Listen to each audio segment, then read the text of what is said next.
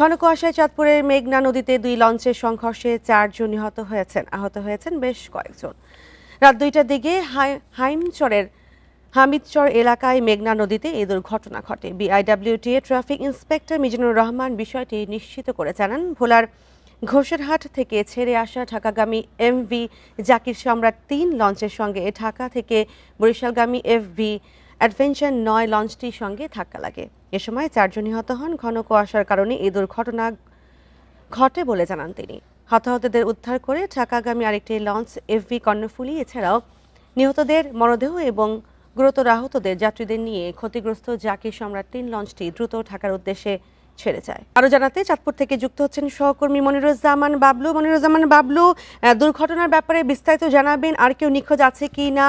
যারা মারা গেছেন তাদের পরিচয় পাওয়া গেছে? ঘন কুয়াশা এই শীত মৌসুমে চাঁদপুরে লঞ্চ দুর্ঘটনা প্রায় ঘটে থাকে। তারে এবার এবছরও কিন্তু একেবারে শীতের শুরুতেই গত রাতে যেই লঞ্চ দুর্ঘটনাটি ঘটেছে এটি চাঁদপুরের মেঘনা নদীর হাইমচর এলাকার হরিণা ঘাট সংলগ্ন এলাকা একটি চরের কাছে ঘন কুয়াশার কারণে এই দুর্ঘটনা ঘটে। এখানে কিন্তু এমভি যে জাকির সম্রাট যে জাহাজটি রয়েছে সেটি ভোলা থেকে যাত্রী নিয়ে ঢাকার উদ্দেশ্যে রওনা দিয়েছিল। অপর প্রান্ত থেকে ঢাকা থেকে বরিশালগামী যে লঞ্চটি অ্যাডভেঞ্চার 9 সেই লঞ্চটি মুখোমুখি সংঘর্ষ হয়। এতে কিন্তু ঘটনাস্থলে 2 জন মারা যাওয়ার আমরা খবর পেল সকাল পর্যন্ত। কিন্তু কিছুক্ষণ আগে আমাদেরকে ঢাকা সদরঘাট এলাকার যে বিআইডব্লিউটি এর কর্মকর্তা তিনি নিশ্চিত করেছেন যে নিহতের খবর 4 জন গিয়ে দাঁড়িয়েছে এবং এই নিহতের খবর আরো বিভিন্ন জায়গা থেকে আমরা আরো বেশি সংখ্যা জানতে পারছি। তবে প্রশাসনের কর্তৃপক্ষ কিন্তু আমাদেরকে এখনো কোনো নিশ্চিত করতে পারেনি।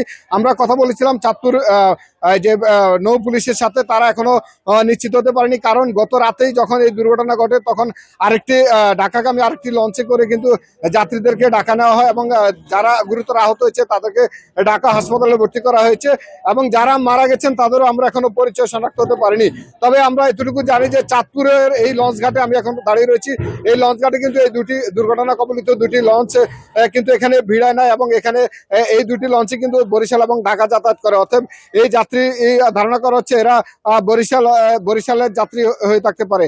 এবং কোনো নিখোঁজ রয়েছে কিনা আমরা একটি ভিডিও বার্তায় দেখেছি, যখন ঘটনাস্থলের থেকে রাতের ভিডিওটি দেখেছি যে কয়েকজন নিখোঁজের কথা তারা কিন্তু ভিডিওতে আমরা দেখেছি বলছে। কিন্তু এখনো দায়িত্বশীল নৌ পুলিশ থেকে আমাদেরকে এখনো কোনো কিছু জানানো হয়নি। একই রাতে কিন্তু আরেকটি ঘটনা ঘটেছে। কালকে ঢাকা তারেক রহমানের সমাবেশ থেকে আসার সময় চাঁদপুরের মতলব এলাকা 60 এলাকায় কিন্তু আরেকটি দুর্ঘটনা ঘটেছে। একটি বালগেটের সাথে এমভি হাসান দুর্ঘটনা ঘটেছে। সেই দুর্ঘটনায় কিন্তু কেউ হতাহত হয়নি আমরা নিশ্চিত হয়েছি। এই চাঁদপুরে এই লঞ্চ দুর্ঘটনার সর্বশেষ আমরা জানার চেষ্টা করছি এবং নিহতদের পরিচয় জানার চেষ্টা করছি। এই ছিল আমার কাছে সর্বশেষ। চাঁদপুরের লঞ্চ দুর্ঘটনা নিয়ে জানাচ্ছিলেন সহকর্মী মনিরুজ্জামান বাবলু।